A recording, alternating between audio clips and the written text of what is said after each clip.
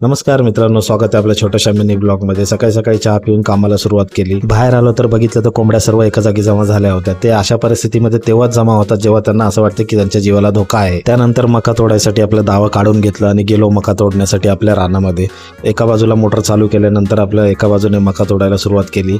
मका तोडून घेतली। मका तोडून घेतल्यानंतर बांधून घेतली। तुम्ही बघू शकता अशा प्रकारे बांधून घेतल्यानंतर एक वजं घेतलं जे सकाळी आपण रोजच्या प्रमाणे घेऊन येतो।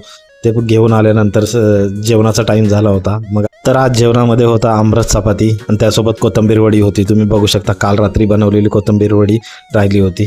त्यानंतर पाहुणे आले होते घरामध्ये। हे आमचे दाजी आहेत, हे आमची मावशी आहे आणि हे आमच्या काकींचे आई वडील आहेत। हे पाहुणे आले होते, त्यांच्यासोबत बोलत बसलो आणि दुपारनंतर काही वेळ मिळाला नाही मला व्हिडिओ शूट करायला।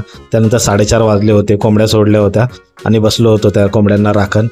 आणि दुसऱ्या बाजूला वडिलांचं चाललं होतं जे मी कालच्या व्हिडिओमध्ये सांगितलं की कोंबडाचा पायाला लागलेला आहे आणि तो काय खात नाही आहे, तर त्याला आज कापायची तयारी चालू होती।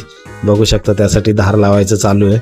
तर नंतर धार लावून झाल्यानंतर आम्ही दोघं गेलो आणि कोंबडा कापून घेऊन आलेलो आहे। बघू शकता तर आज ह्याचं मटण आहे। बारीक असल्यामुळे जास्त भरला नाही, अर्धा किलोपर्यंत भरला तो।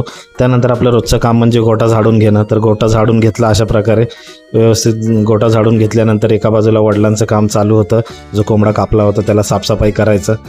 बघू शकता अशा प्रकारे त्याची साफसफाई चालू आहे घरच्या घरी।